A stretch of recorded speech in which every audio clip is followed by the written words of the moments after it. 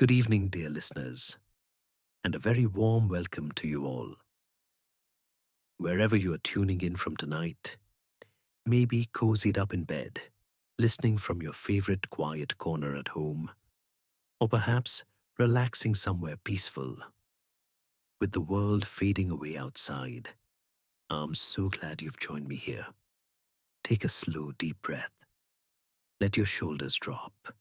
Maybe pull the covers up a bit higher and feel the day gently slip away. Come now, settle in. Let the day slip away like leaves in a slow breeze. Imagine you're holding a warm cup of tea, perhaps chamomile or your favorite Earl Grey, steam curling softly upward. Close your eyes if you like. Tonight, we share a calm little mystery from the village of St. Mary Mead, where nothing hurries and everything, in time, reveals its truth. If these gentle tales bring you peace, do consider subscribing for more comforting mysteries to ease you into sleep. And now, let us begin. Chapter 1: The Quiet Beginning. It was the very heart of midsummer in the quiet village of St. Mary Mead. The kind of season when days stretched lazily into evenings, when sunlight poured golden over hedgerows and cottage roofs, and the air carried the sweet, heavy perfume of roses warmed by the sun. Windows stood open to catch any passing breath of wind, lace curtains lifting gently like sighs, and the distant sound of a lawnmower belonged to someone far away, never intrusive. Miss Jane Marple sat in the small garden at the back of her house on the high street. It was her own private kingdom, modest in size but rich in care. A low brick wall, softened by years of lichen and climbing ivy, enclosed the space. Inside, the beds were laid out with the precision of someone who had spent decades learning the temperament of plants. Lavender hedges bordered the paths, their purple heads nodding drowsily. Tall hollyhocks stood sentinel against the sunny wall, petals of palest pink and deep rose catching the light like silk. Sweet peas scrambled up bamboo canes and an old wooden trellis, their fragrance drifting in little waves whenever a breeze stirred. Delphiniums, in shades of sky blue and indigo, rose proudly in the center bed, though a few spent blooms had begun to droop, needing her attention. She wore her favorite old straw hat, its brim frayed at the edges and tied beneath her chin with a length of faded pink ribbon. A light woolen shawl lay across her shoulders, not because the day was cold, but because evenings in midsummer could still surprise one with a sudden chill. In her lap rested a shallow basket lined with damp moss, already half filled with faded flower heads and a few stray weeds she had pulled along the way. Her secateurs, small and sharp, moved with quiet confidence. Snip, pause, snip again. Each cut was deliberate, never hurried. She had long ago learned that plants responded better to patience than to haste. Around her, the garden hummed with gentle life. Bumblebees droned from one open rose to the next, their furry bodies dusted gold with pollen. A thrush hopped along the path, pausing to listen for worms beneath the soil. Somewhere in the distance, a blackbird practiced its evening song, liquid notes rising and falling like water over stones. Miss Marple paused now and then to watch these small happenings, her blue eyes bright behind her spectacles.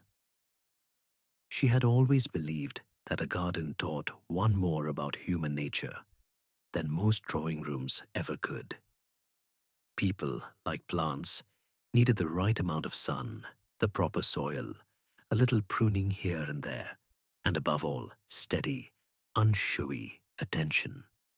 She reached for a cluster of delphinium blooms that had begun to fade at the edges. Their petals, once vivid, now carried the faint browning of age. With a soft snip, she removed them, dropping the spent heads into the basket.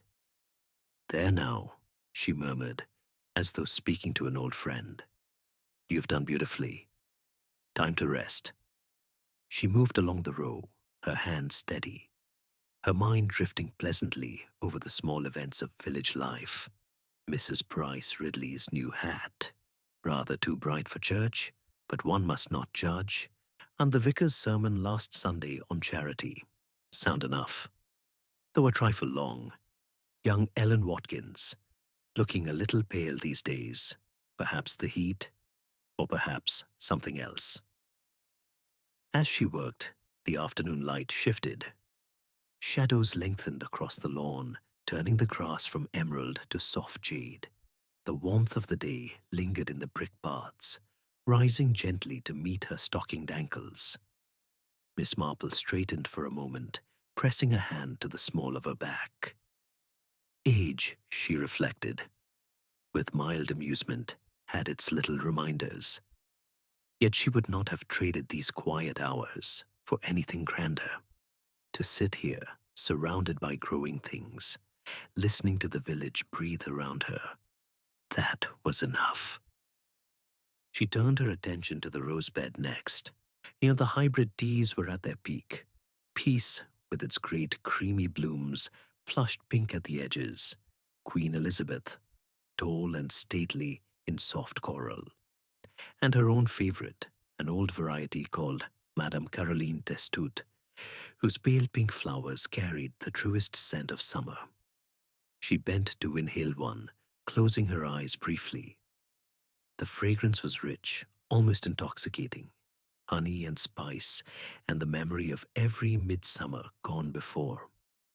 Yet as she straightened again, a small idle thought crossed her mind, prompted perhaps by a half-heard conversation at the post office that morning.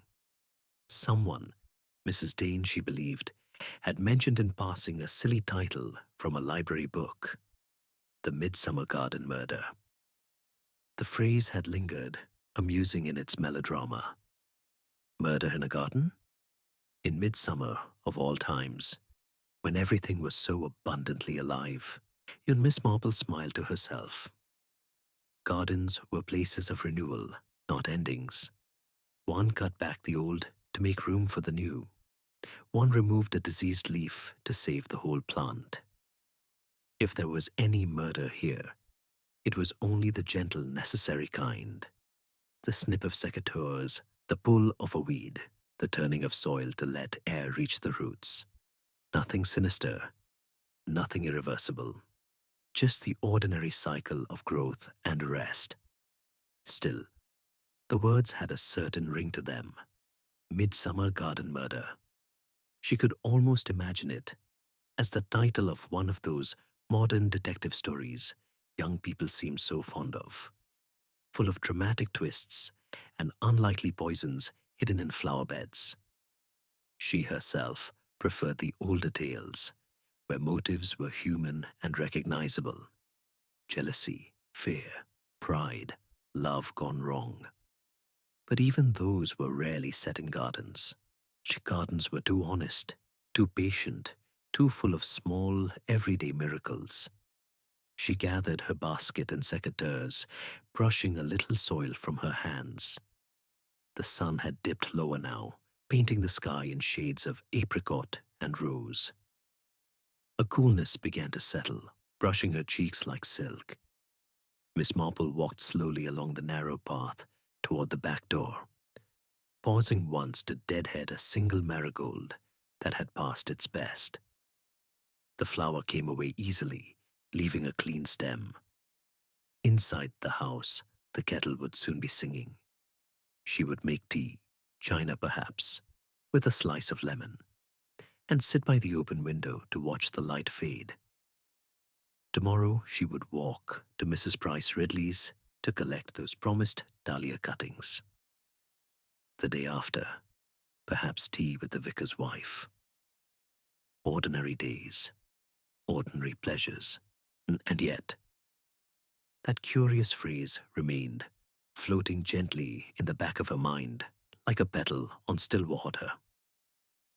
Midsummer Garden Murder. For now, it was nothing more than an amusing fancy, a title without a story. But Miss Marple had lived long enough to know that even the smallest, most innocent-seeming detail could sometimes hold the seed of something more. She smiled again, softly, and stepped inside. Chapter 2. Something Slightly Unusual. The following afternoon, Miss Marple set out on her usual short walk along the lane that curved gently past the churchyard and toward the larger houses at the edge of the village. She carried a small string bag looped over one arm, empty for the moment, but soon to hold the dahlia cuttings Mrs. Price Ridley had so kindly promised. The sun stood high, but not oppressively so. A light breeze moved the leaves of the lime trees overhead, making soft whispering sounds that reminded her of pages turning in an old book. She wore the same straw hat from yesterday, though she had tied a fresh length of pale blue ribbon beneath the brim to replace the faded pink one. Her sensible shoes made only the faintest crunch on the gravel path. Everything about the afternoon felt familiar and reassuring. The scent of cut grass from Mr. Harbottle's lawn, the distant cluck of hens behind a cottage, the occasional lazy bark of a dog too comfortable to rise from its shady spot. As she approached Pendleton House, the tall, square Georgian building set well back from the road behind iron railings and a sweep of gravel drive. Miss Marple's steps naturally slowed. She had always admired Mr. Horace Pendleton's garden. It was not the cozy, or slightly untidy charm of her own patch, but something more formal, more architectural. Neat rectangles of lawn edged with box, yew cones clipped to perfect symmetry, gravel paths raked daily into wave-like patterns. At the very center lay the rose garden. 4 perfect circular beds, arranged like the points of a compass, each planted with hybrid tea roses chosen for harmonious color. In midsummer, they were magnificent, great globes of cream and apricot and softest pink, their petals thick and velvety, their scent drifting across the railings, even to the lane. Miss Marple paused at the low gate, resting one gloved hand on the cool iron. From here, she could see the whole arrangement clearly. 3 of the circles bloomed in their usual splendor. The 4th, the one nearest the house, the one Mr. Pendleton had always called his evening circle because the light fell upon it longest, had vanished, not damaged, not wilted, simply gone. The bed had been dug out entirely. Fresh dark soil lay exposed in a perfect round, perhaps 18 inches deep, at the center. The edges still sharp, where a spade had cut cleanly. No plants remained, not even a single broken stem or fallen petal. The surrounding grass had been carefully trimmed back so that not a single blade overhung the bare earth. Whoever had done the work had taken pains to leave the surrounding circles untouched. Not one neighboring rose showed so much as a bruised leaf. Miss Marple tilted her head slightly, studying the scene as one might study a familiar face that had suddenly acquired an unexpected expression. Mr. Pendleton was not a man given to impulsive gardening, and he planned his seasons months in advance.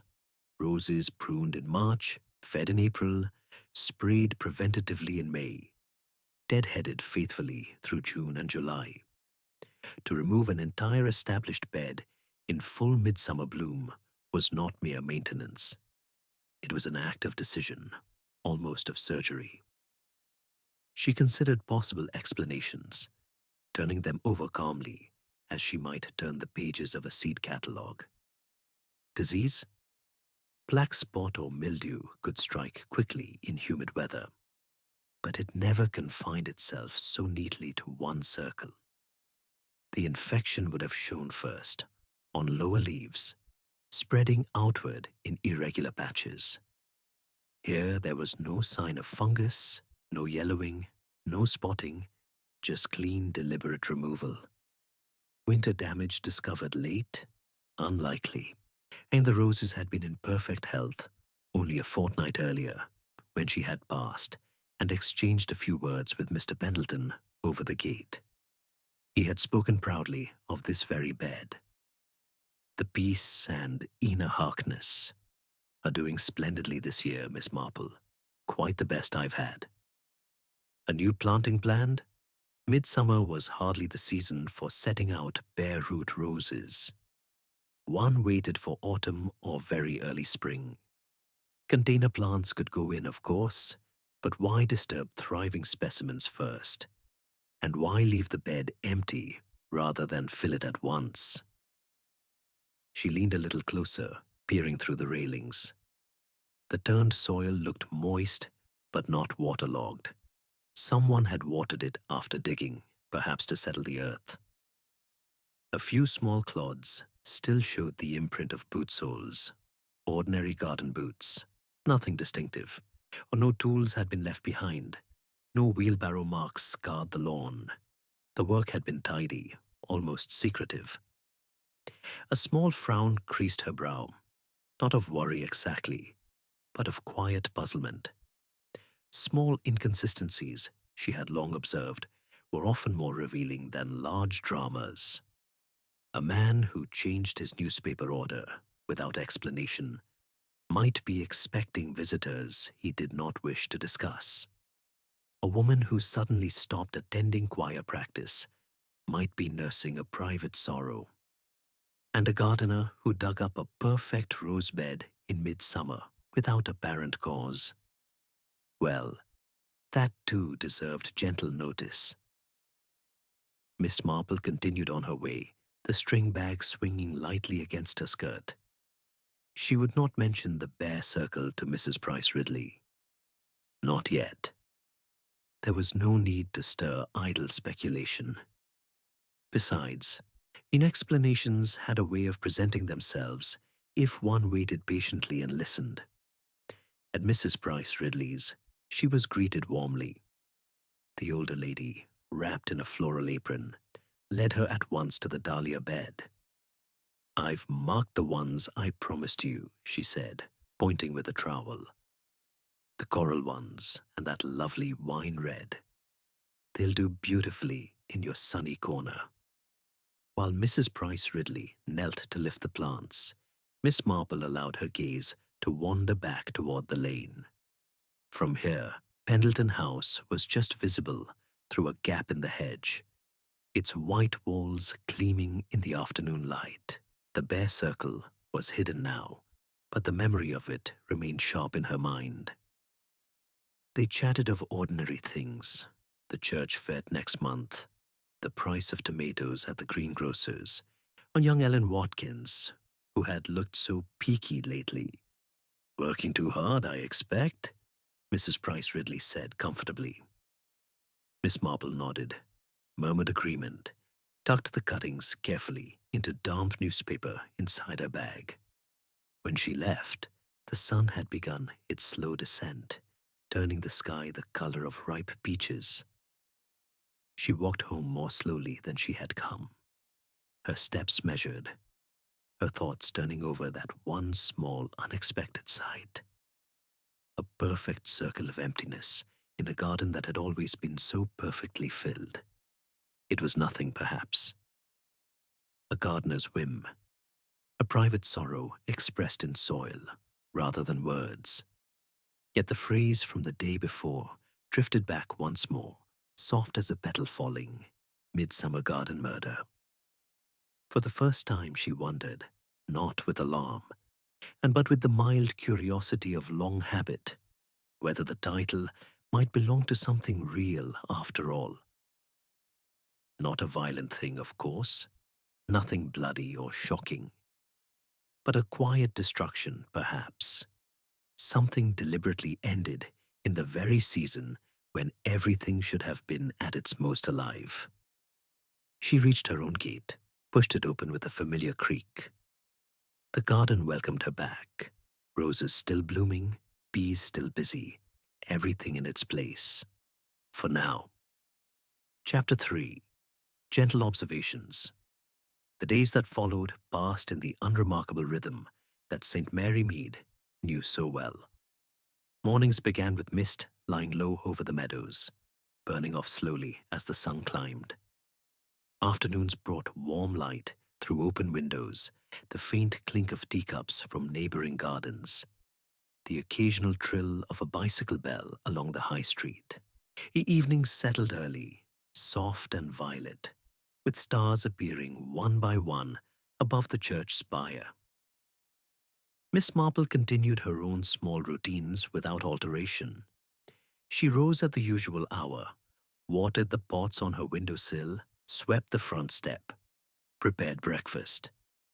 Porridge with a spoonful of honey, a slice of toast, tea in the blue willow pattern cup she had used for 40 years. She knitted in the sitting room for an hour or two, the needles clicking steadily, while she listened to the sounds of the village waking around her. Later she would walk, or garden, or call on a neighbor. Nothing changed outwardly. Yet inwardly, she had begun to notice things with a fraction more attention, the way one might turn an unfamiliar coin slowly in the palm to feel its edges. First, there was the matter of Mr. Pendleton himself. She saw him twice in the week that followed her discovery of the Bear Circle. Once early in the morning, just after 7, when most of the village still slept. He was walking briskly along the lane that ran behind the houses, head down, a small truck basket over one arm and a narrow trowel in his free hand. He wore his usual tweed jacket and old Panama hat, but there was something hurried in his step, almost furtive, that was quite unlike his normal measured pace. He did not look up as he passed Miss Marple's gate. Indeed, he seemed not to see the lane at all, only the ground immediately before his feet. She watched from her bedroom window, curtains half drawn, until he disappeared round the bend toward his own property. The second sighting came 2 days later, at the village post office. Mr. Pendleton was at the counter, unbuying a book of stamps and posting 3 letters. Miss Marple, waiting her turn behind old Mrs. Clement, noted that his hands trembled very slightly as he handed over the envelopes. His usual dry courtesy remained. "Good morning, Miss Marple," but the smile did not quite reach his eyes.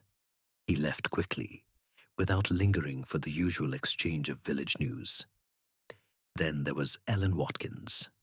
Ellen, 19 and bright-eyed, had worked at Pendleton House for just over a year.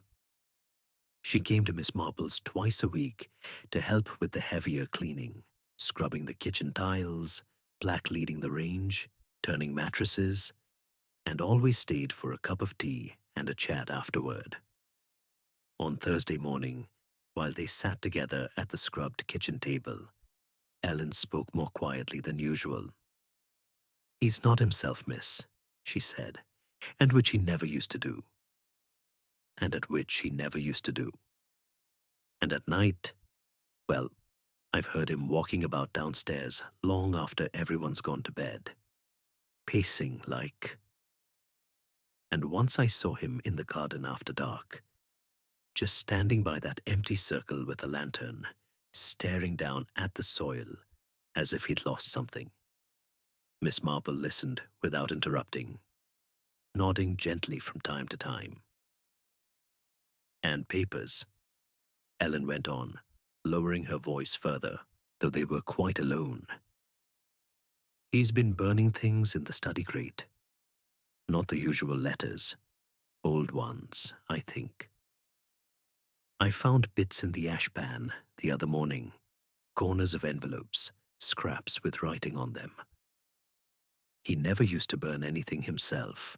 He always left it for me to clear. But now he does it late, when I've gone up to my room." She paused, then added almost apologetically, "I don't mean to gossip, miss. Only It worries me a little. He was always so steady. Miss Marple patted Ellen's hand. People sometimes have private matters to settle, my dear. It doesn't always mean anything alarming. But thank you for telling me. Later that same afternoon, while deadheading the pinks along her front path, Miss Marple overheard another small fragment. Mrs. Dane, the vicar's wife, paused at the gate on her way back from the butcher's. Such a pity about Mr. Pendleton's bridge evenings, she said, setting down her basket to adjust her hat. He rang up yesterday to cancel again, said he had to stay in and attend to something in the garden. Most unlike him, he's always been so reliable. Attend to something in the garden. Over-attend to something in the garden. Over the next few days, she collected other tiny impressions, the way bees gather pollen grain by grain. The postman mentioned in passing that Mr. Pendleton had asked twice in 1 week whether any registered letters had come for him. Unusual, since he rarely received post of that kind. Miss Price at the library said Mr. Pendleton had renewed his borrowing ticket, but taken out no new books. Only returned two he had kept far longer than usual. Even the milkman, delivering to Miss Marple's doorstep one morning, remarked cheerfully, "Old Pendleton's up with the birds these days. I saw him out in his garden before I'd finished my round. Digging again, I think. Poor man must have found more black spot or something." Miss Marple thanked him, accepted her pint, and closed the door thoughtfully. None of these observations, taken alone, amounted to very much. A man could change his habits for countless innocent reasons. A touch of indigestion, a family worry, the simple desire for solitude in summer's busiest season. Yet when placed side by side, they formed a faint pattern, like the first pale stitches in a piece of embroidery that had not yet revealed its design. Miss Marple did not hurry to conclusions. She never did. She simply let the fragments rest in her mind, turning them occasionally as one might turn seeds in the palm before deciding where to plant them. And in the evenings, she sat in her garden until the light failed, watching the colors drain slowly from the flowers until everything became silver and shadow. The bare circle at Pendleton House remained in her thoughts, not as a threat, but as a question mark made of soil. And still, the curious title drifted through her mind from time to time, quiet as a moth against a windowpane. Midsummer Garden Murder. She did not yet know what it meant, but she felt, with the calm certainty born of long experience, that the answer would come in its own time, gently, naturally, like the opening of a rose at dawn. For now, she was content to watch and listen and wait. Chapter 4. A Calm Contradiction. A little more than a week after her first sight of the empty rose circle, Miss Marple received an unexpected invitation. "Wonder if you might join me for tea. Wonder if you might join me for tea tomorrow afternoon at 4 o'clock? Nothing formal. Only a quiet chat and a slice of seed cake, if you are free. Yours sincerely, Horace Pendleton." Miss Marple read the note twice, then placed it carefully on the mantel beside her favorite photograph of her nephew Raymond as a boy. Invitations from Mr. Pendleton were rare. He was courteous but solitary by nature, preferring his books, his garden, and the occasional game of bridge to larger gatherings. That he should ask her specifically, and at this particular moment, felt like one more small piece settling quietly into place. The next afternoon, she set out promptly at 3:15, wearing her second-best summer dress of dove-grey cotton printed with tiny sprigs of forget-me-nots, and the same straw hat with its fresh blue ribbon. She carried nothing but a small embroidered handkerchief tucked into her sleeve. No need for gifts, when the invitation was so plainly kind. Pendleton House stood as it always had, tall windows reflecting the late afternoon sun, white paint crisp against climbing wisteria. The gravel drive raked into perfect shallow waves. Mr. Pendleton himself opened the door before she could ring the bell. He looked much as usual, tall, spare, silver hair neatly brushed, tweed jacket well cut, though a trifle worn at the elbows. Yet there was a faint weariness about the eyes, only a slight tension at the corners of the mouth that had not been there before. "Miss Marple, how good of you to come." His voice was steady, polite. He led her through the cool hall, polished oak floor, grandfather clock ticking softly, and into the drawing room that overlooked the garden. The French windows stood open to the terrace. From the deep armchair where he settled her, Miss Marple could see the rose garden clearly. The 3 remaining circles bloomed in their usual ordered beauty: cream, apricot, softest blush. The 4th circle remained bare, the soil now slightly sunken in the center, as though the earth had begun to settle into its own emptiness. A few stray weeds had already dared to show green tips, but they had been promptly removed. The bed was still scrupulously tidy. Ellen brought the tea tray, thin china cups, silver teapot, slices of seed cake still warm from the oven, small sandwiches of cucumber and watercress. She set it down with care, gave Miss Marple a quick, almost anxious glance, then withdrew. Mr. Pendleton poured. His hands were steady now, though he took rather longer than necessary arranging the cups. They spoke at first of ordinary things: the unusually fine weather, the church fete approaching, the new roses Mrs. Price Ridley had promised to exhibit. Miss Marple answered gently, her voice as calm as the ticking clock in the hall. Then, when the first cup had been drunk and the seed cake tasted, she turned her gaze once more toward the window. "Your roses are looking splendid," she observed. "Such healthy foliage this year. Quite remarkable, considering how wet the spring was." Mr. Pendleton followed her look. For a moment his expression tightened, then relaxed into something almost resigned. "Yes," he said. "Most of them, at any rate." Miss Marple tilted her head slightly. "And yet one circle has been taken up entirely.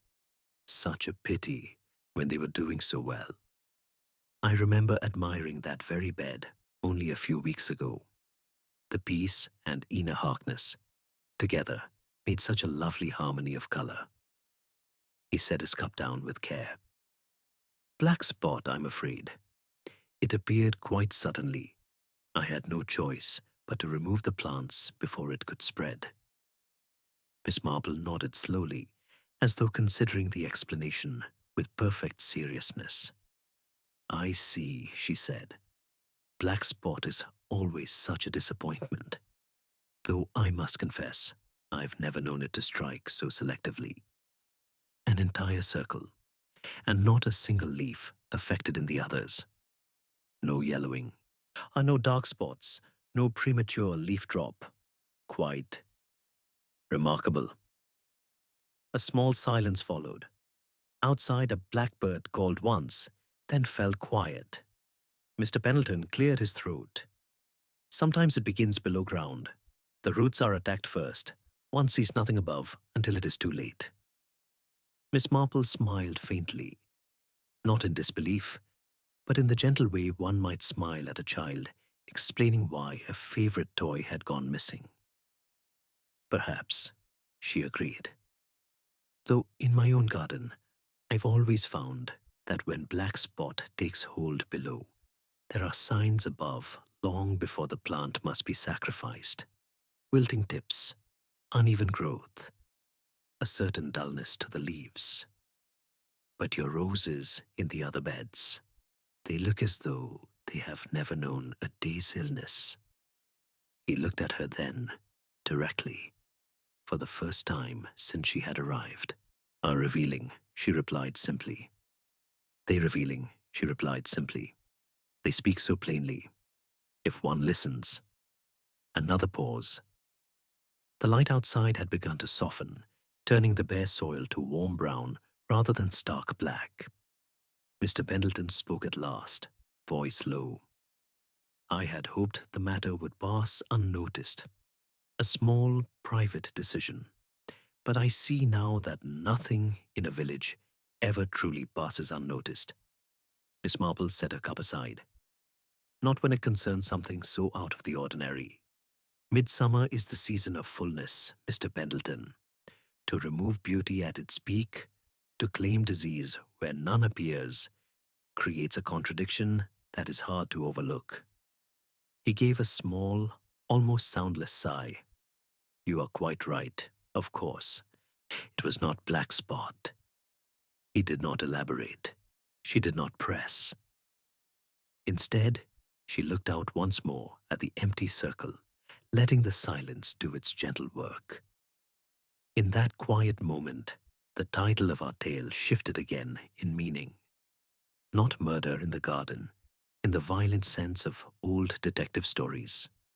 Not even the murder of plants by disease or neglect. Something calmer, sadder, more human. The deliberate ending of something lovely, hidden behind an unconvincing excuse. A calm contradiction lying bare under the midsummer sun. Miss Marple finished her tea. Mr. Pendleton walked her to the door. At the threshold he paused. Thank you for coming, he said, and for understanding that some things are not easily explained. She touched his sleeve lightly. Understanding comes in time, Mr. Pendleton, and often when we least expect it. She walked home through the lengthening shadows, the air sweet with evening stalks and late honeysuckle. The contradiction remained, quiet, logical, waiting. And the story, like the season itself, continued to ripen. Chapter 5. A detail revisited. That same evening, after leaving Pendleton House, Miss Marple walked home more slowly than usual. The lane was empty, save for the occasional rustle of a hedgehog in the undergrowth, and the distant hoot of an owl beginning its night patrol. The sky had deepened to a rich indigo, streaked with the last pale gold of sunset. She let her steps match the rhythm of her breathing, calm and even, giving her mind room to turn over what had passed between herself and Mr. Pendleton. His admission had been small but unmistakable. The roses had not been taken by black spot, and the contradiction she had named at tea had been quietly acknowledged, yet no full explanation had followed. He had not lied again. He had simply chosen silence. And silence, Miss Marple knew from long experience, was often the loudest confession of all. She reached her own gate just as the first stars pricked through the twilight. Inside, the house welcomed her with its familiar hush. The faint tick of the hall clock, the scent of lavender from the bowl on the side table, the soft creak of floorboards underfoot. She did not light the lamps at once. Instead, she moved through to the sitting room, drew back the curtains to let in the fading light, and settled into her favorite armchair by the window. For a long while, she simply sat, hands folded in her lap, and letting the events of the past weeks drift slowly through her thoughts like leaves on a still pond. The bare circle, the early morning walks with trowel and trug, the burning of papers in the study grate, the locked door, the cancelled bridge evenings, the pacing at night, the tremor in his hands at the post office. Each fragment, taken alone, could be explained away. Together, they formed something more insistent, a pattern not yet complete, but beginning to take shape. And then, quite naturally, her mind returned to a detail she had noted months earlier, almost without remark at the time. It had been late April, one of those fresh, showery days when spring still felt new.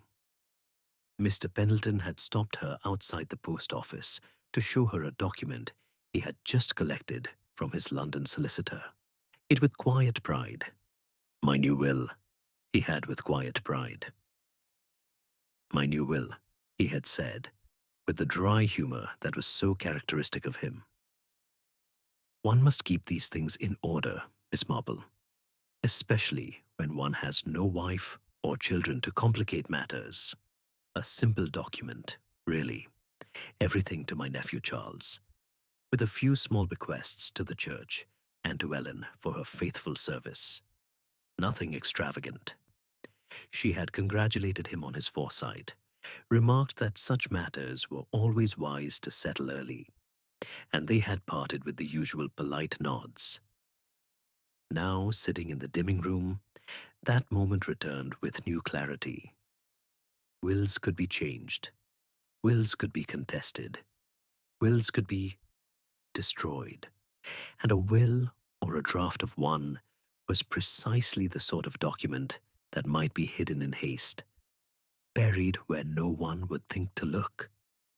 Beneath roses, perhaps, in the very center of a perfect circle, where the soil was soft and deep from years of careful mulching. Easy to dig, easy to replace, easy to forget, if one's conscience allowed it.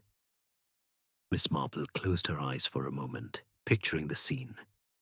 Mr. Pendleton, discovering some irregularity, perhaps a forgery, perhaps an attempt to pressure him into altering terms, deciding that the safest course was to conceal the offending paper, not burn it immediately, too final, too irrevocable, but hide it, bury it under his favorite roses, the ones that bloomed most reliably each midsummer, as though the beauty above might somehow protect the secret below. Then something had changed, and perhaps the nephew, Charles, had returned unexpectedly. Perhaps he had learned of the burial, a careless word, a glimpse through a window. Perhaps he had come by night, spade in hand, to retrieve what he believed would incriminate him or exonerate him. He would have dug carefully, quietly, replacing the soil afterward, so that the disturbance might pass for routine gardening. But if the document had already been moved, or if it had never been there at all? She opened her eyes again. The room had grown darker. Only the last sliver of twilight remained at the window. Yet in her mind, the bare circle glowed with sudden meaning. The murder was not of roses, nor of a person in the usual sense. It was the attempted murder of evidence. The deliberate attempt to erase a piece of paper that carried weight. Legal weight, moral weight, and the weight of trust broken and family ties strained. Midsummer, with its long light and open gardens, had been chosen not by accident, but by necessity. The ground was warm, workable even at night. The roses were in full leaf, their canes heavy enough to mask any temporary disturbance. And the season itself, abundant, generous, alive, provided the perfect contrast to what lay hidden. A small, cold act of concealment. Miss Marple rose slowly, crossed to the mantel, and took down the small brass clock she wound each evening. As she turned the key, she allowed herself one small, satisfied nod. The detail had revisited her, and in doing so, it had brought light. Not dramatic light, not the blaze of revelation that belonged to modern detective tales. Only the soft, steady illumination of understanding, one candle lit in a quiet room. Yet she did not yet know the full story. Mr. Pendleton had not told her everything. Perhaps he could not bring himself to speak it aloud. But the direction was clear now. The mystery was no longer about why the roses had been removed. It was about what had been buried beneath them, and why someone had tried, in the heart of midsummer, to make that secret disappear forever. Outside, the first true stars had appeared. A bat fluttered past the window, silent on velvet wings. Somewhere down the lane a door closed softly. A light went out. Miss Marple drew the curtains against the night, then moved to the kitchen to set the kettle for her bedtime cocoa.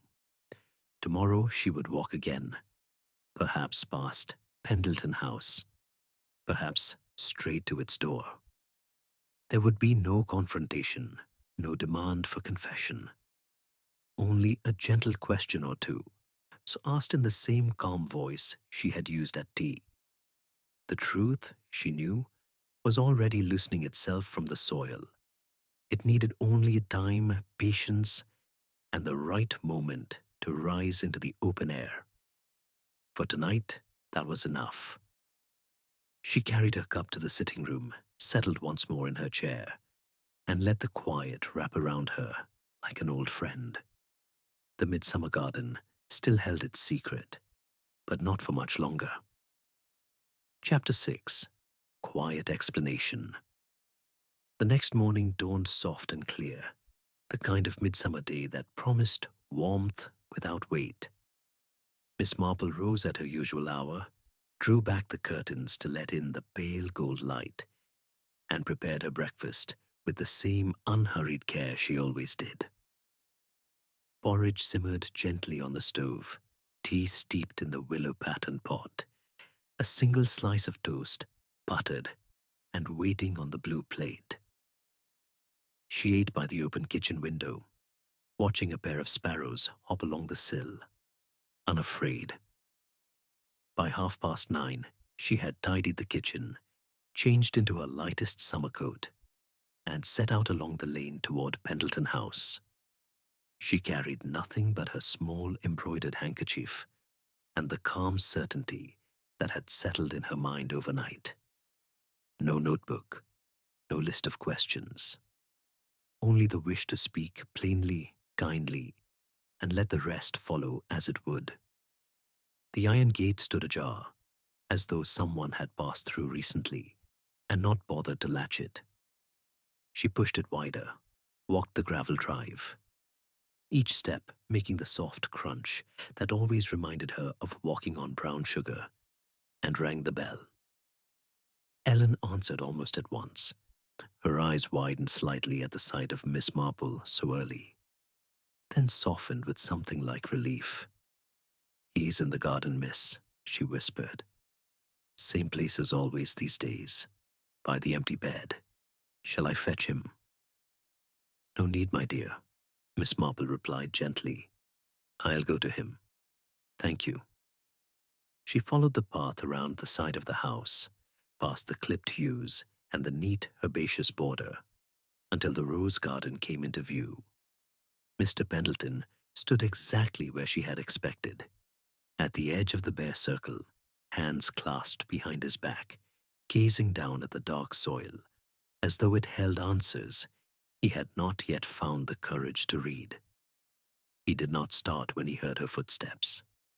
He simply turned slowly and offered the small, tired smile she had seen at tea. "Miss Marple, I rather thought you might come." She stopped a respectful distance away, letting the morning sun fall between them. "Good morning, Mr. Pendleton. I hope I do not intrude." "Not at all." He gestured toward the wooden bench set against the wall a few paces off. "Shall we sit?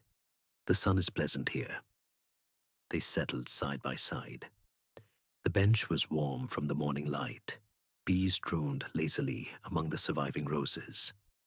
For a long moment, neither spoke. The silence was not awkward, only patient, like soil waiting for rain.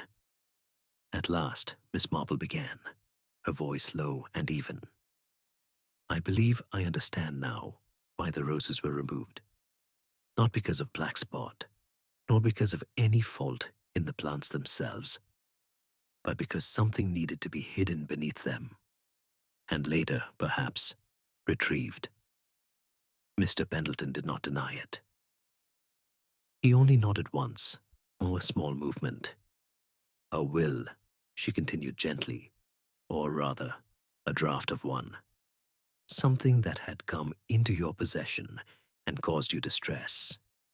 You chose to conceal it here, in the place you loved most, trusting that the garden would keep it secret until you decided what must be done.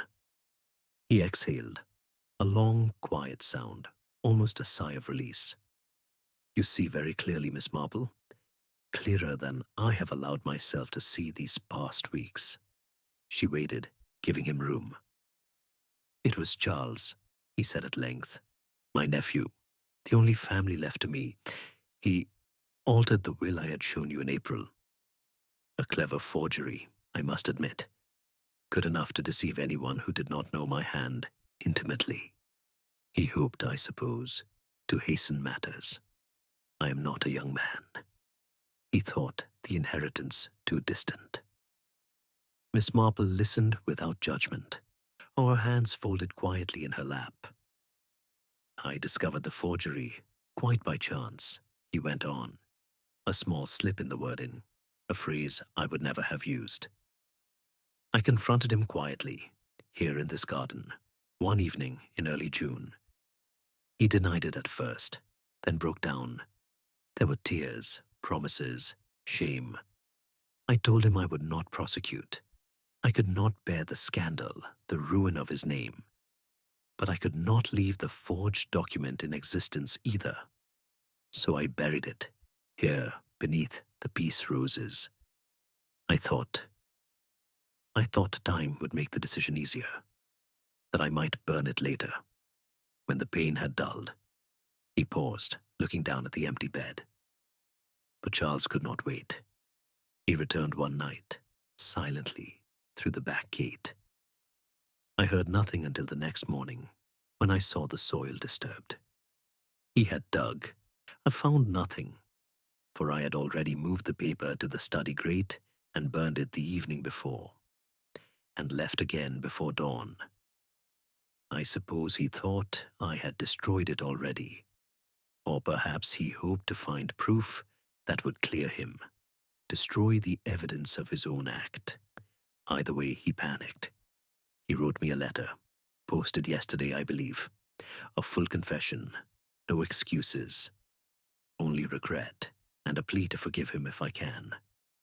Miss Marple nodded slowly. And so the Midsummer garden became the unwilling witness to a small murder, she said softly. Not of life, but of trust.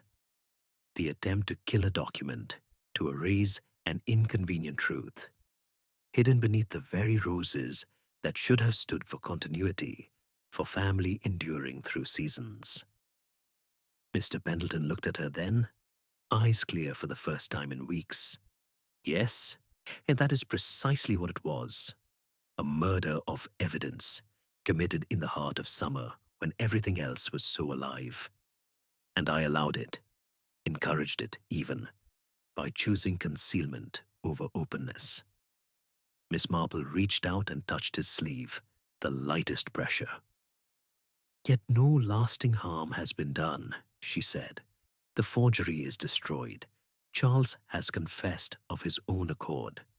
There will be no court, no public shame. Only the chance to begin again, more honestly, perhaps, than before. He gave a small, rueful smile. You make it sound so simple. It is never simple, she replied, but it is human. People falter, they hide, they regret. And sometimes, if they are fortunate, someone gentle reminds them that truth need not be shouted to be heard. They sat in silence a little longer. A breeze moved through the roses, carrying their scent across the bare circle like a quiet blessing. At last, Mr. Pendleton spoke again. I shall write to Charles today, not with anger, with understanding if I can manage it, and I shall replant this bed, something new, perhaps. Not peace again. Something that remembers this summer without repeating its shadow. Miss Marple rose slowly, smoothing her coat. That seems wise, she said. Gardens forgive very readily, you know. They only ask that we tend them with care. She turned toward the path. He stood as well, offering his arm in the old-fashioned way. She took it lightly. Thank you, Miss Marple, he said quietly, for seeing what needed to be seen, and for saying it without blame. She smiled up at him. We are all gardeners in our way, Mr. Pendleton. Sometimes we must prune what we love best. On the plant survives, and often grows stronger. They walked together to the gate. The morning had grown warmer. Birds sang from every hedge. The village lay peaceful beyond, going about its ordinary day. Miss Marple stepped onto the lane, then paused. If you should like company when the new roses arrive, she said, I should be glad to help choose their places. He bowed his head. I should like that very much. She walked home then, the sun warm on her back, the air sweet with midsummer. The title of our tale had found its full, quiet meaning at last. Not a crime of violence, but a gentle human feeling, hidden and then gently uncovered beneath the very season of abundance. Understanding had come, as it so often did, without drama or raised voices. Only clear logic, and the deeper kindness of seeing people as they were, and as they might yet become. Chapter 7. Peaceful Resolution. Several days passed after Miss Marple's quiet conversation with Mr. Pendleton in the rose garden. The village continued its unhurried summer rhythm. Children played hopscotch on the warm pavement outside the school. The butcher's boy whistled as he cycled past with his basket, and the scent of baking drifted from cottage windows each afternoon. Nothing dramatic occurred. No police arrived at Pendleton House. No raised voices echoed down the high street. Life simply went on, as it always did, in St. Mary Mead, with its small kindnesses and small silences. Miss Marple kept to her own routines. She tended her garden in the cool of the morning, deadheading the sweet peas so they would bloom again, or tying in the last of the hollyhocks before the wind could snap their tall stems. She visited Mrs. Dane for tea one afternoon and listened patiently while the vicar's wife worried aloud about the church roof fund. She helped Ellen Watkins choose a new pattern for her knitting when the girl called to return a borrowed book. Ordinary days, ordinary acts, yet each one carried the subtle comfort of order, quietly restored. On the fourth morning after their talk, a small parcel arrived at Miss Marple's door. Wrapped in plain brown paper and tied with garden twine, it bore Mr. Pendleton's careful handwriting on the label. Inside, she found a flat wooden box, no larger than a book, lined with green baize. Nestled within lay 6 bare-root rose plants, young, healthy whips, with their roots carefully wrapped in damp moss. And a short note rested on top. Dear Miss Marple, as promised, something new for the circle. New dawn, a climber, pale pink, fragrant, and forgiving of mistakes. I should be most grateful for your advice on their placing. Perhaps tomorrow afternoon, if you are free. Yours sincerely, Horace Pendleton. She smiled, folded the note carefully, and set the box in the cool shade of the scullery until planting time. The following afternoon, she walked once more to Pendleton House, carrying the wooden box under one arm and a small trowel of her own in her string bag. Mr. Pendleton met her at the garden gate this time, dressed in an old pair of corduroy trousers and a faded shirt rolled to the elbows.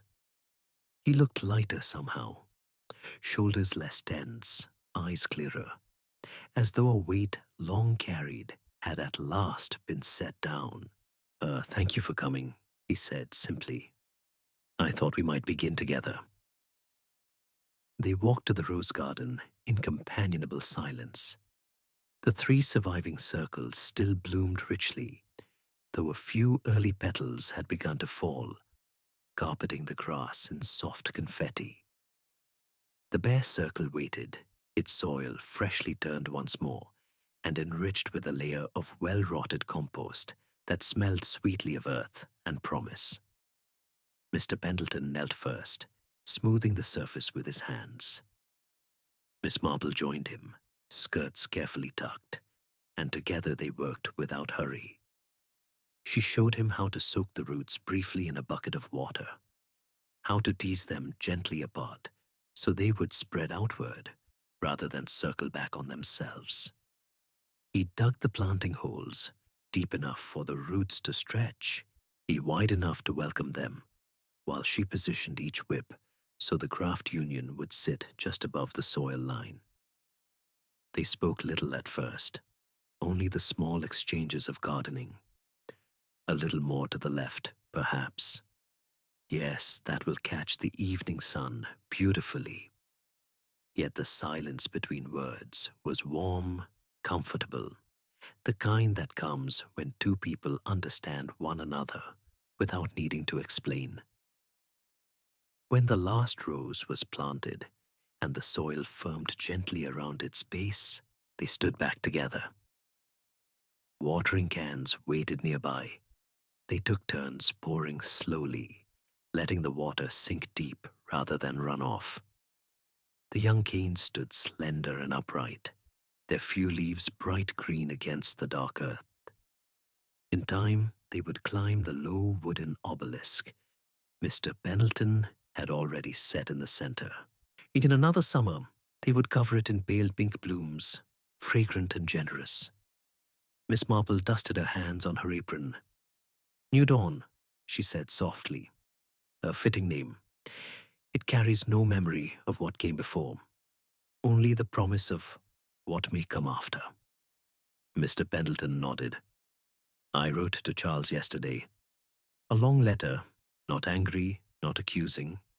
I told him the forgery was gone, that no legal steps would be taken, that I still hoped he would visit one day, not as an heir pressing a claim, but as family. He replied this morning. A short note, but honest. He is ashamed. He is trying to make amends in his own way, finding work, staying away from trouble. It is a beginning. Miss Marple looked up at him. Beginnings are fragile things, but they grow stronger with steady care, just like these roses. He gave a small, no more locked doors, no more secrets in no more locked doors, no more secrets in this house. They walked slowly back toward the terrace, where a tray waited with lemonade and shortbread. They sat in the shade, watching bees move among the older roses, listening to the soft trickle of water still settling into the new bed. As the afternoon light began to slant golden across the lawn, Miss Marple rose to leave.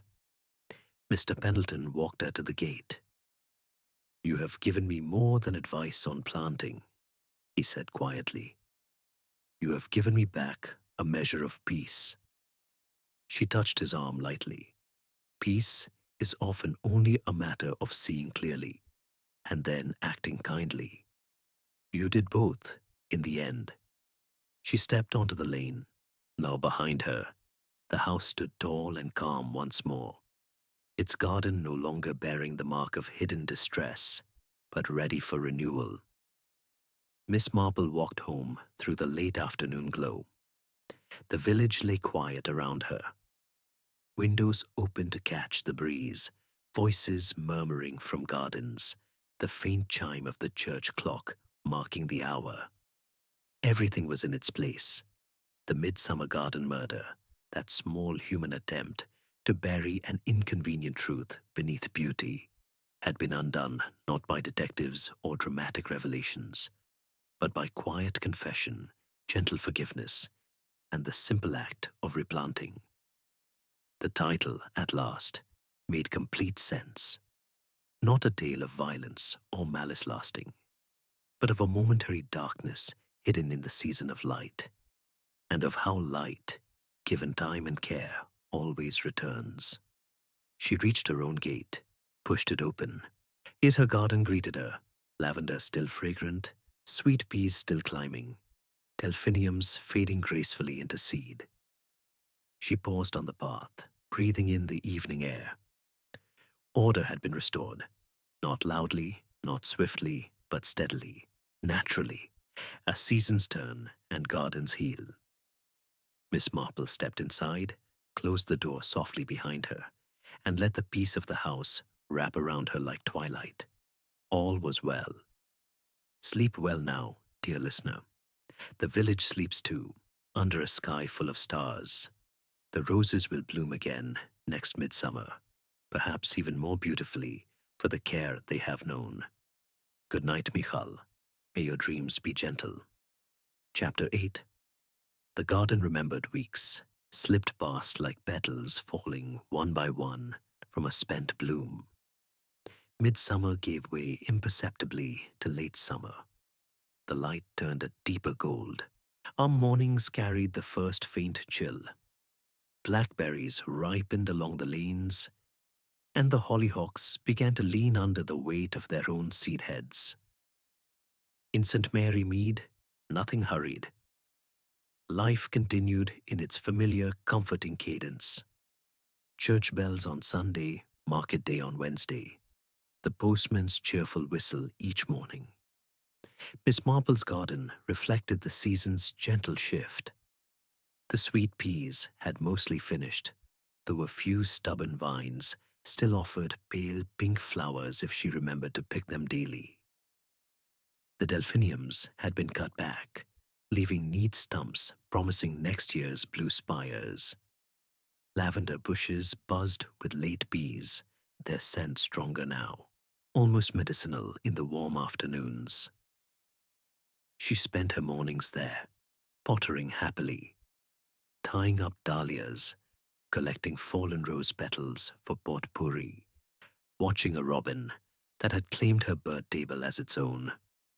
One crisp morning in early September, she received a second note from Mr. Pendleton. The envelope was the same thick cream as before, the handwriting just as precise. Dear Miss Marple, the new dawn roses have taken beautifully. Already new shoots appear, stronger than I expected. If you would care to see them, and perhaps join me for a cup of tea in the garden, I should be most pleased. Tomorrow at 4, if convenient. Yours sincerely, Horace Pendleton. She smiled as she folded the note and placed it in the small wooden box on her mantel, where she kept such keepsakes. The invitation felt like the natural close to a quiet circle. The following afternoon, she walked the familiar lane once more. The hedgerows had grown thicker, heavy with hips and haws. Blackberries gleamed dark among the leaves. Pendleton House looked much as it always had, white walls glowing in the slanting light, windows open to the breeze. But there was a subtle difference now. The iron gate stood wide, welcoming, no longer half-closed in caution. Mr. Pendleton met her on the terrace. He wore a light tweed jacket and an open smile that had not been there in midsummer. Miss Marple, come and see. They walked together to the rose garden. The 3 older circles still held late blooms, fewer now, but deeper in color, petals velvety with the richness of late season. And in the center circle, where bare soil had once lain like an open wound, 6 slender canes now stood, each tipped with fresh green leaves and the promise of buds. The new dawn roses had rooted deeply. Already, tiny side shoots reached sideways, and greedy for sun and air. The bed had been mulched with fresh compost, dark and crumbly, smelling sweetly of autumn to come. "They're settling in," Mr. Pendleton said, almost shyly.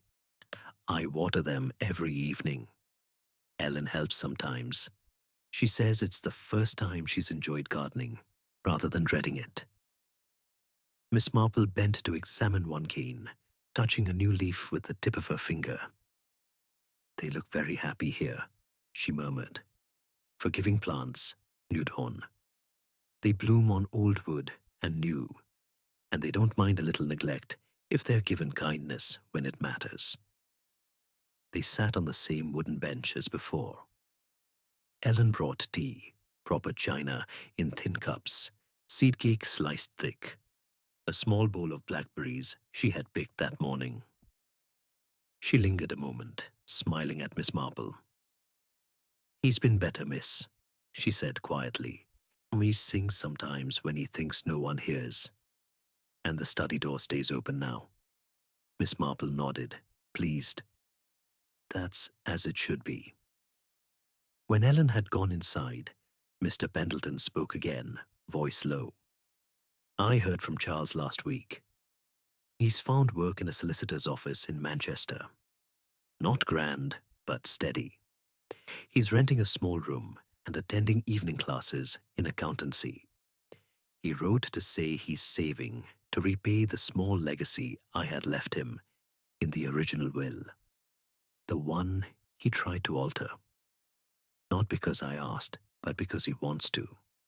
He says he hopes one day to visit, not to claim anything, only to sit in this garden and talk as family should." Miss Marple sipped her tea, letting the warmth travel slowly through her. "That is a very good beginning," she said. "Better than many manage." They sat in silence for a while, watching the light move across the roses.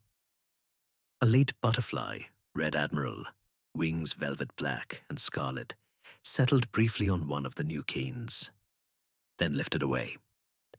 Mr. Pendleton spoke once more, almost to himself. "I used to think gardens were about control, perfect circles, exact pruning, everything in its place. But this summer has taught me something different.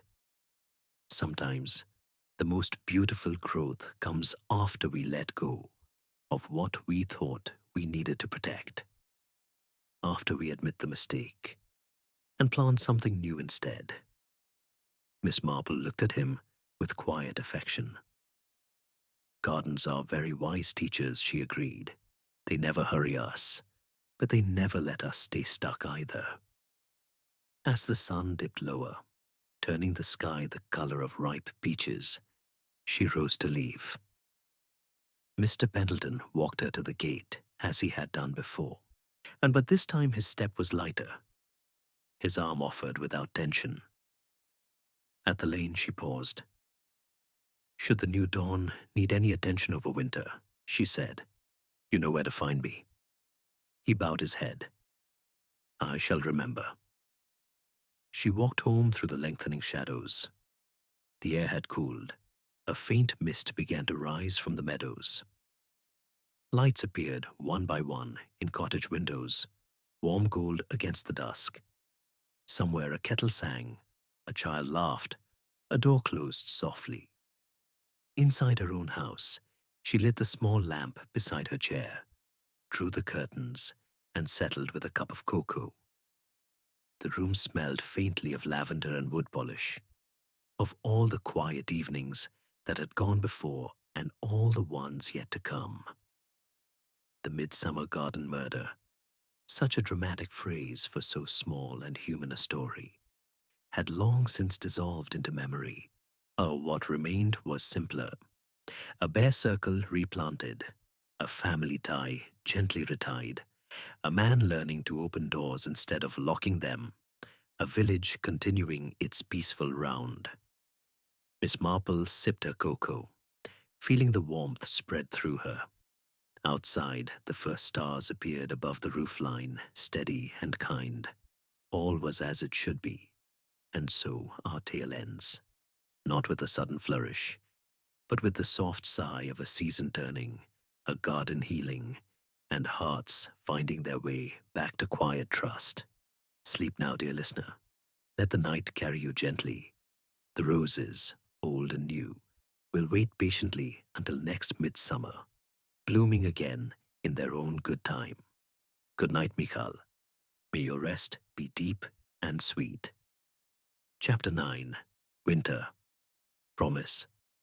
Winter came to St. Mary Mead without drama. Slowly, almost apologetically, and the last roses dropped their petals in late October.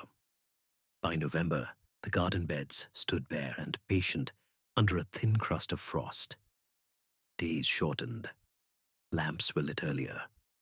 The church clock struck with a crisper echo against the cold air. Yet inside, cottages' fires crackled, kettles sang, and people moved through their small routines with the same steady kindness they had always shown. Miss Marple's house felt especially cozy in these months. She kept the sitting room fire burning low and steady, its light dancing across the familiar furniture. The chintz armchair with its slightly sagging cushion, the small table where her knitting basket waited, the window sill where pots of forced hyacinths already pushed green tips toward the glass.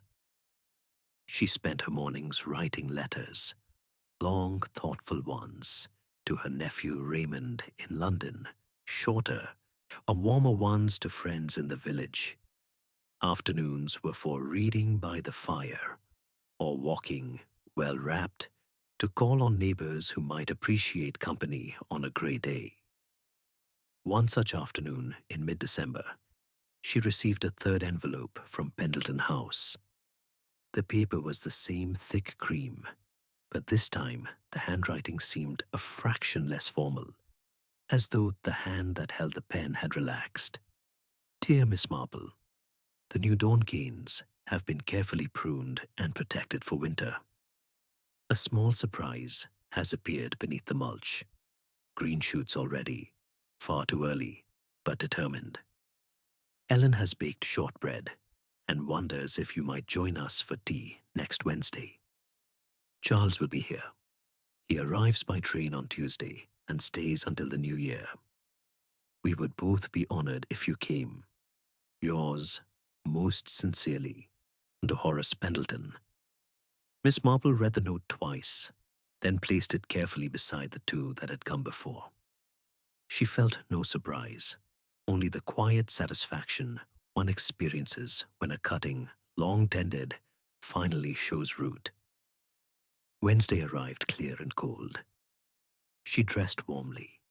Her best wool coat, deep bottle green, with a fur collar she had once thought too grand, but now found comforting. Thick gloves, a soft scarf knitted in palest lavender. In her string bag, she carried a small jar of her own quince jelly, golden, fragrant, made the previous autumn, and a tiny posy of winter jasmine from the sheltered corner by her back door, its yellow stars bright against the dark leaves. The walk to Pendleton House felt different this time. The lane was edged with frost-rimmed grass. Her breath made small clouds that vanished quickly, yet the cold was not bitter, only crisp, invigorating, the kind that makes one grateful for warm rooms and welcoming faces. Mr. Pendleton opened the door himself. Behind him, the hall glowed with lamplight and the scent of cinnamon and cloves. Miss Marple, come in, come in. You must be frozen. He took her coat, hung it carefully, and led her through to the drawing room. The French windows were closed against the chill, but a fire burned brightly, and the room felt alive with quiet anticipation. Ellen appeared almost at once, cheeks flushed from the kitchen, apron still tied. She beamed when she saw Miss Marple. "Oh, miss, I'm so glad you came. And look, he's here." Standing by the fireplace, hands clasped behind his back in a gesture that echoed his uncle's old habit, was Charles. Taller than she remembered, thinner perhaps, but with eyes that met hers directly and without flinching. He stepped forward. Miss Marple, I've heard a great deal about you, from both my uncle and Ellen. Thank you for coming. His voice was steady, though a faint color rose along his cheekbones. No bravado, no defensiveness, only the careful politeness of someone who has learned something painful and is still learning how to carry it. Miss Marple smiled gently and offered her hand. I'm very glad to meet you properly, Mr. Charles. Tea was laid on the low table. Ellen's shortbread, Miss Marple's quince jelly, thin slices of lemon cake, a pot of strong Indian tea. They sat in a loose circle, Mr. Pendleton in his usual armchair, Charles on the small sofa beside Ellen, Miss Marple in the chair nearest the fire. Conversation began slowly. Ordinary things first. In the train journey from Manchester, punctual for once. The frost on the fields, beautiful though treacherous underfoot. The hyacinths Miss Marple was forcing, already fragrant in bud. Then naturally, the garden. Charles spoke of it with surprising tenderness.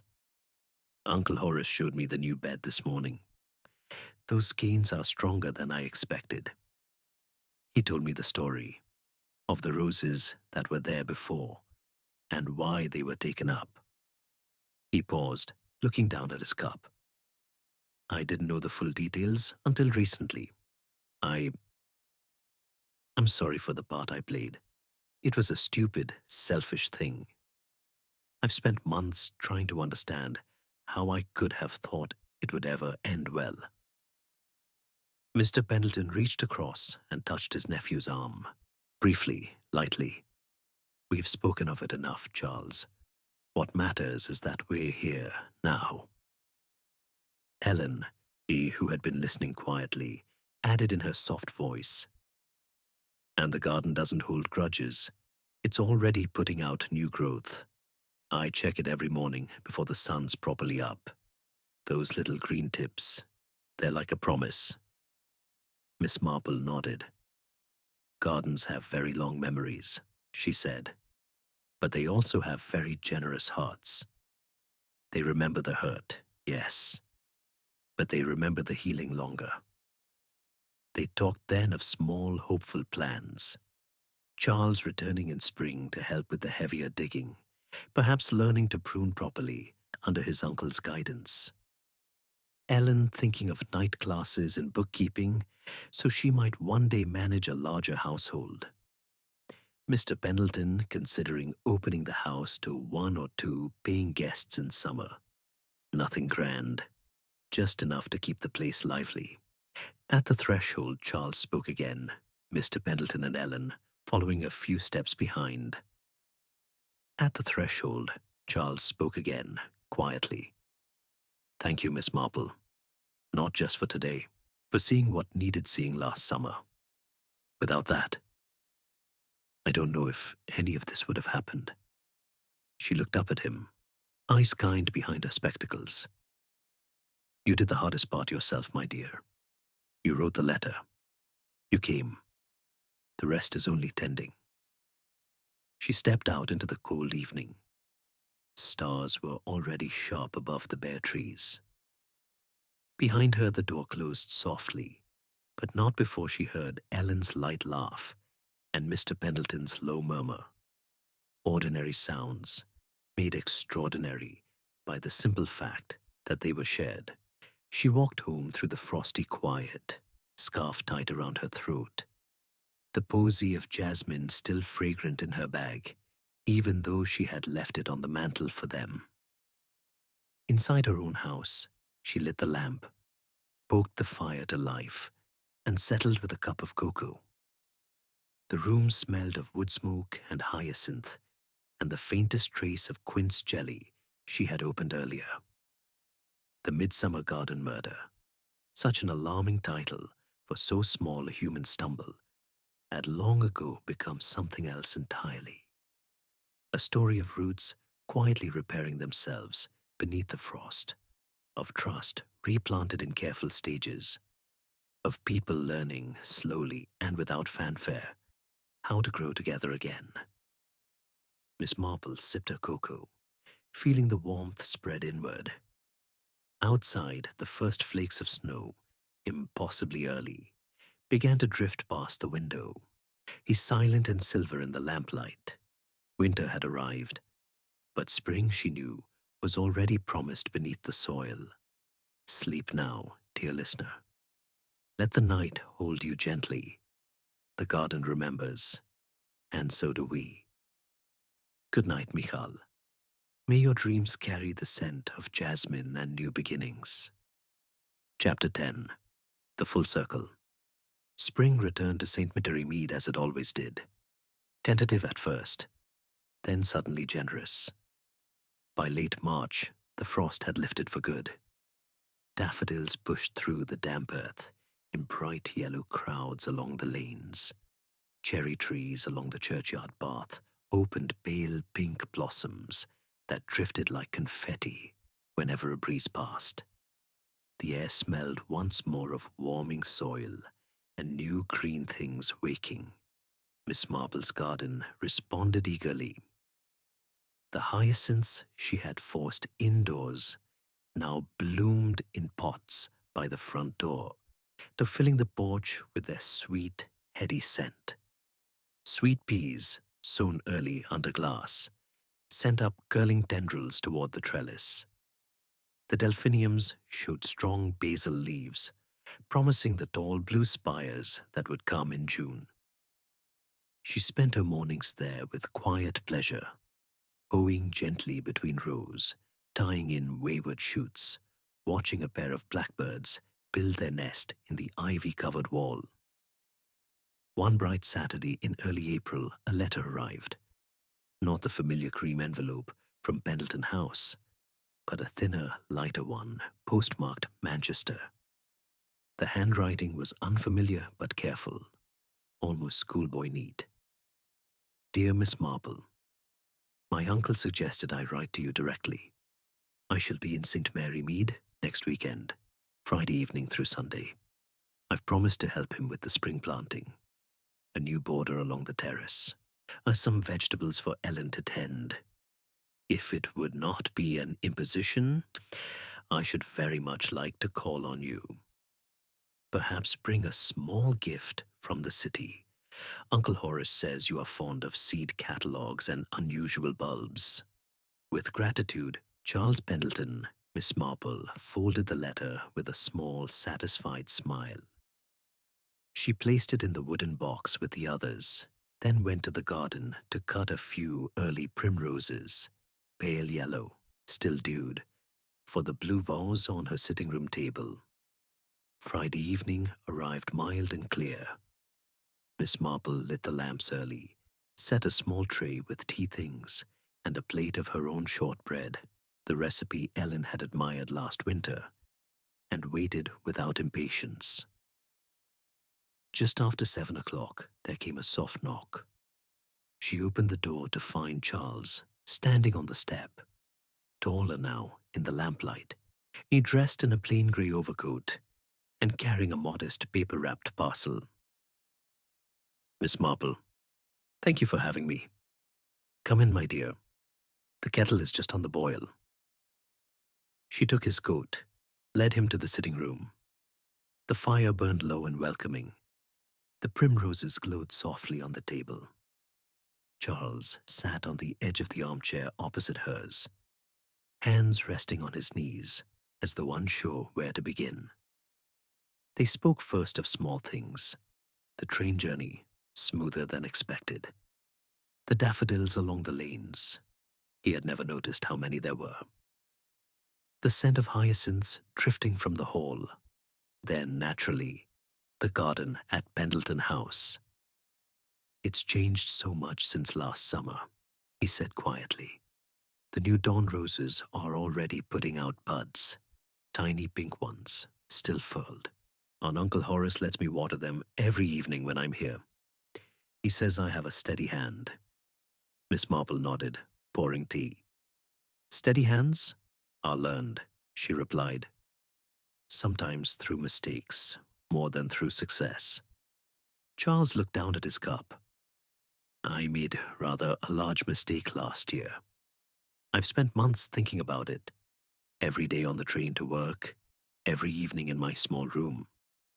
I used to tell myself it was only a piece of paper, that no one would be hurt. But of course, people were hurt. Uncle Horace, most of all. And myself, though I didn't see it then. He paused, then continued more steadily. I've paid back what I could, small amounts each month. Not because he asked, but because it feels right. And I've started keeping a garden of my own. Only window boxes, really. But it helps me remember. Things grow slowly, and you can't force them. You can only give them what they need and wait. Miss Marple listened without interrupting, letting his words settle like fine rain on dry earth. When he had finished, she set her cup aside. You've come a long way, Charles. Not in miles. From Manchester to here is only a few hours. But in understanding, that is the longer journey, and often the harder one. She rose and crossed to the mantel, taking down the small wooden box that held the 3 notes from his uncle and his own first letter. These, she said, placing the box on the low table between them, are part of the story now, not hidden away, not burned, simply kept, like pressed flowers between pages. Charles touched the lid lightly. Uncle Horace told me you were the one who saw what we were both too close to see. You didn't judge. You simply understood. Miss Marple smiled faintly. Understanding is not so very difficult when one has lived long enough to recognize the same small feelings in others that one has known in oneself. They sat quietly for a while, listening to the fire settle, and the clock in the hall tick softly toward 8. Outside, the first stars appeared above the roofline. Before he left, Charles gave her the parcel he had brought, a slim catalogue from a specialist nursery in Kent, pages filled with illustrations of rare tulips, heritage irises, and unusual alliums. Tucked inside was a small packet of seeds, Lathyrus odoratus, sweet peas in a shade called Kupani's Original, deep maroon edged with white. For your garden, he said. They're old-fashioned, fragrant. They bloom, I shall think of you. Charles, they bloom, I shall think of you. Charles left then, coat buttoned against the evening chill, promising to call again before his Sunday train. Miss Marple stood at the door until his footsteps faded down the lane. She closed it softly, returned to her chair, and opened the catalogue.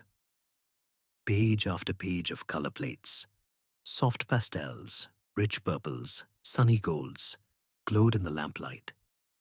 Later, when the fire had burned to embers and the house grown still, she carried her cup to the kitchen, rinsed it carefully, and set it to dry on the draining board. Upstairs, she paused at the window, looking out over her own sleeping garden. Somewhere beneath the dark soil, roots were already stretching or preparing for the surge of spring. Somewhere in Pendleton House, 3 people, uncle, nephew, maid, were learning, day by quiet day, how to tend one another with the same patience they gave their roses. The Midsummer garden murder had long since faded into the past, a small shadow, no longer casting any chill. What remained was the full circle, a secret uncovered, trust replanted, forgiveness given room to grow, and a new season beginning in the ordinary, undramatic way that real healing always does. Miss Marple drew the curtains against the night, turned down the lamp, and slipped into bed. The scent of hyacinths drifted up the stairs, mingling with the faint memory of wood smoke and shortbread. All was well, truly, deeply well. Sleep now, dear listener. Let the night cradle you. The gardens, yours, mine, and theirs, will wake again when the time is right, more beautiful for having known both winter and care.